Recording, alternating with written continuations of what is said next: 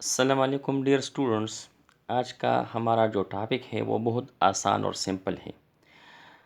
ये हमारा जो टॉपिक है वो है प्लाज्मा मेम्ब्रेन, यानी प्लाज्मा मेम्ब्रेन पे आज हम डिस्कशन करेंगे कि प्लाज्मा मेम्ब्रेन होता क्या है, ये कहाँ पर पाया जाता है, एनिमल सेल में पाया जाता है, प्लांट सेल में पाया जाता है या दूसरे जो ऑर्गेनिज्म है उसके सेल में पाया जाता है।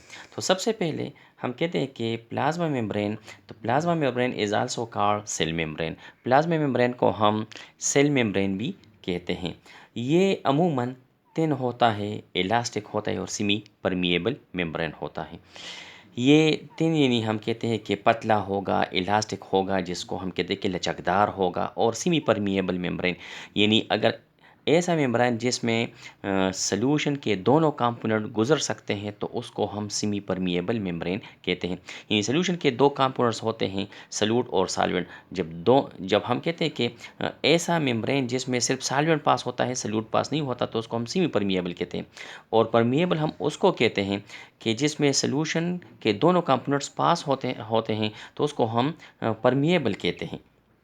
लोकेशन, इसका लोकेशन इस तरह है कि ये हर एक सेल, जो प्लांट का सेल होगा, एनिमल सेल होगा, फंजाई, प्रोकैरियोट, प्रोटिस्टा, जितने भी ऑर्गेनिज्म हैं, उसका जो आउटर कवरिंग है हम कहते हैं कि वो सेल मेम्ब्रेन होगा। लेकिन अगर फंजाई होगा, प्लांट होगा या प्रोटिस्ट होगा, कुछ प्रोटिस्ट होंगे या प्रोकैरियोट, तो उसका बैरूनी दीवार जो है वो सेल वॉल होगा, और सेल वॉल के नीचे जो है वो सेल मेम्ब्रेन पाया जाएगा, या जिसको हम प्लाज्मा मेम्ब्रेन कहते हैं।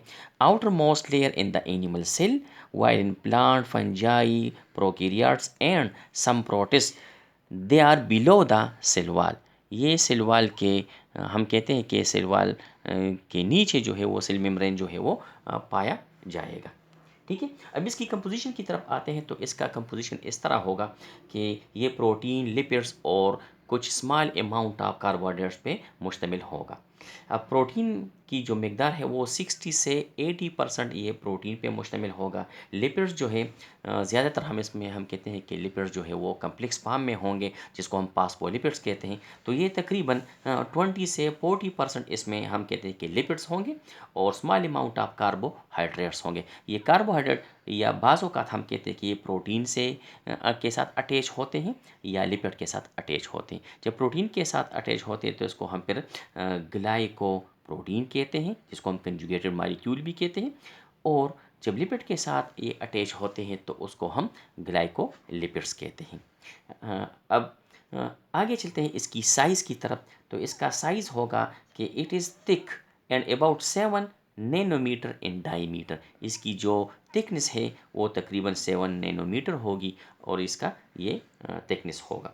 अब इससे पहले हम कहते हैं कि मॉडल्स जो है सेल मेम्ब्रेन के मुतालिक, मुख्तलिफ मॉडल जो है वो 1972 से पहले पेश किए गए थे। लेकिन सबसे जो एक्सेप्टेबल मॉडल है वो फ्लूइड मोज़ाइक मॉडल है, जो दो साइंटिस्टों ने हम कहते हैं कि प्रेजेंट किया था। ठीक है, तो आगे चलते हैं। Many models were presented before 1972, but more acceptable one is fluid mosaic model presented by fluid mosaic model was presented by S.J. Sanger and G.L. Nicholson in 1972। ये 1972 में दो साइंटिस्ट, जिसका एक का नाम था सेंगर और दूसरे का नाम था निकोलसन, उन्होंने ये मॉडल जो है वो पेश किया था। इसकी रूह से ये फ्लूइड मोज़ेक मॉडल का वैसे मतलब ये है कि ये प्रोटीन जो है ये जस्ट लाइक हम कहते हैं कि राक्स की तरह हम कहते हैं कि किसी चीज़ में ये धंसे हुए होते हैं। तो इस तरह ये प्रोटीन लिपिड बाइलेयर में ये धंसे हुए शक्ल में ये मौजूद होंगे। तो इसलिए इन्होंने ये इसका नाम जो है ये फ्लूइड मोज़ाइक मॉडल ये रख लिया। अब इसमें according to this model plasma membrane is composed of lipid bilayer. इसमें जो प्लाज्मा मेम्ब्रेन है ये लिपिड के दो लेयर पे मुश्तमिल होगा। मैंने यहाँ पर कुछ डायग्राम ये पेश किया है, अगर आपको नज़र आ रहा है तो इधर देखें। ये लिपिड के दो लेयर होंगे, तो इसको हम कहते हैं लिपिड बाइलेयर। अब इसमें प्रोटीन जो है ये मौजूद है, तो प्रोटीन इसमें आर पार भी मौजूद है, और कुछ प्रोटीन इसके अंदर इस तरह मौजूद है कि ये यानी दरमियान यानी लिपिड बाइलेयर के जो दरमियान वाला हिस्सा है यहाँ तक आ गए हैं। कुछ सुपरफिशियली अटैच होते हैं, सरफेस के साथ अटैच होते हैं, और कुछ प्रोटीन जो है वो उसमें पोर्स पाए जाते हैं, ये गार्डेड होते हैं, ये आयंस जो है यहाँ पर ये इन आउट होते हैं। तो इस तरह इसमें ये प्रोटीन और ये लिपिड जो है वे पाए जाते हैं। ठीक है, अब आगे चलते हैं, जिसमें इन लिपिड बाइलेयर में प्रोटीन जो है वो एम्बेडेड होंगे, या इसका हम कहते हैं कि ये इसका यानी इसका मॉडल ये सी की तरह होगा, जिसमें हम कहते हैं कि लिपिड जो है ये सी की तरह दिखाई देते हैं, यानी समंदर की तरह ये दिखाई देते हैं। इसका हम कहते हैं कि इसका जो मॉडल है ये सी की तरह दिखाई देते हैं, यानी इसका जो लिपिड्स हैं ये बाई लेयर ये सी की तरह दिखाई देता है, और प्रोटीन इसके अंदर इस तरह हम कहते हैं कि एम्बेडेड होंगे, जिस तरह पत्थर जो है वो किसी जगह पर जो है वो एक जगह से एक जगह दूसरी जगह ये धंसे हुए शक्ल में पाए जाते हैं। अब इसका जो पासपोलिपिड है, तो पासपोलिपिड में हम कहते हैं कि इसके दो पोर्शन होंगे। पासपोलिपिड के दो पोर्शन होंगे। सबसे पहले इसका होगा हेड। इस हेड को हम कहते हैं हाइड्रोफिलिक, क्योंकि ये पोलर होगा, इसका ये हेड पोलर होगा, ये सालुबल होगा। हाइड्रोफिलिक का मतलब है कि ये पानी के साथ अपनी एफिनिटी बरकरार रखता है।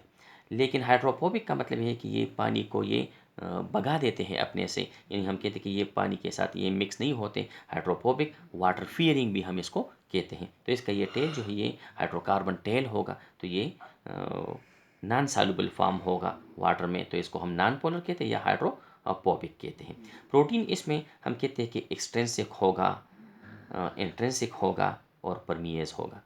तो ये दूसरे साइड पे अगर हम इसकी देख लें, तो इसमें हम कहते हैं कि प्रोटीन यहाँ पर ये प्रोटीन इसमें पाए जाते हैं। अगर आपको ये नज़र आ रहा है तो ये हमारे पास इंट्रिंसिक प्रोटीन जो आर पार मौजूद होगा। ठीक है, इंट्रिंसिक प्रोटीन या तो आर पार होगा, या हम कहते हैं कि कुछ ना कुछ हिस्सा ये इसका जो है वो लिपिड बाइलेयर में मौजूद होगा। लेकिन अगर सुपरफिशियली ये अटैच होंगे तो इसको हम एक्सट्रिंसिक प्रोटीन कहते हैं। और बास प्रोटीन हम कहते हैं कि इसको हम परमिएज भी कहते हैं, जिसमें पोर्स होते हैं, और ये आइंस को यानी आइंस यहाँ पर जो है वो इसकी एक्सचेंज होती हैं। ठीक है, यहाँ पर ये डिफ्यूजन भी हो सकता है, यहाँ पर हम कहते हैं एक्टिव ट्रांसपोर्ट भी यहाँ से हो सकता है। और बास प्रोटीन एक्सटेंसिक प्रोटीन कहलाते हैं, जो सुपरफिशियली ये हम कहते हैं कि अटैच होंगे। अब इसमें प्रोटीन जो है एक्सटेंसिक, तो on the surface of lipid bilayer, और इंट्रिंसिक प्रोटीन ये पार्टली या Holi embedded in the lipid bilayer. ये प्रोटीन आर पार चले जाते हैं, या हम कहते हैं कि एक जगह पर कुछ न कुछ प्लाज्मा मेम्ब्रेन के अंदर जो है या लिपिड बाइलेयर में कुछ न कुछ हिस्सा प्रोटीन का अंदर की तरफ चला जाता है। लेकिन एक्सट्रिंसिक ये सरफेस के ऊपर जो है प्रोटीन पाए जाते हैं। दूसरे तीसरे मिसाल इसमें प्लाज्मा मेम्ब्रेन में जो प्रोटीन पाए जाए उसको हम परमिएज कहते हैं, या इंटीग्रल प्रोटीन इसको हम कहते हैं। तो ये इसमें पोर्स होते हैं और आयनिक एक्सचेंज जो है यहाँ पर हो सकती है।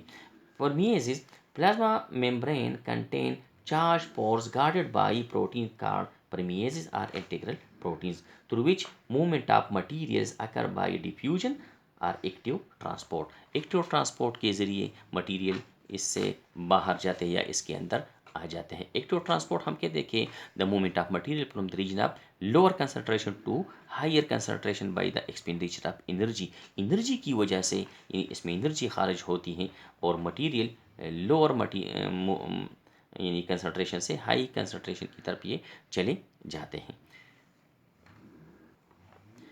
अब इसके बाद ग्लाइकोलिपिड्स और ग्लाइकोप्रोटीन क्या होते हैं। कार्बोहाइड्रेट ऐसा कार्बोहाइड्रेट जो लिपिड के साथ अटैच होता है, यानी लिपिड के साथ इसके हेड के साथ अटैच होता है, तो इसको हम ग्लाइकोलिपिड्स कहते हैं। और अगर प्रोटीन के साथ जो कार्बोहाइड्रेट अटैच होते हैं तो उसको हम ग्लाइकोप्रोटीन कहते हैं।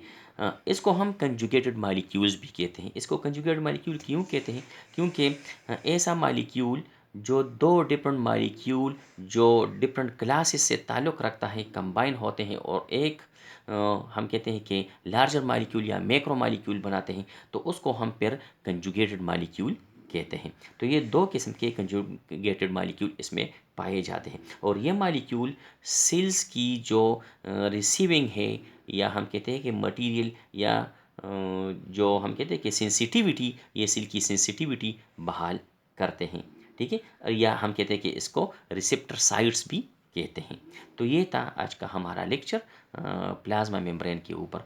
उम्मीद है आपको ये लेक्चर समझ आ गया होगा। तो इसके बाद अगला लेक्चर जो है वो हमारा फंक्शंस ऑफ प्लाज्मा मेम्ब्रेन होगा। तब तक के लिए हमें इजाज़त दीजिए। शुक्रिया।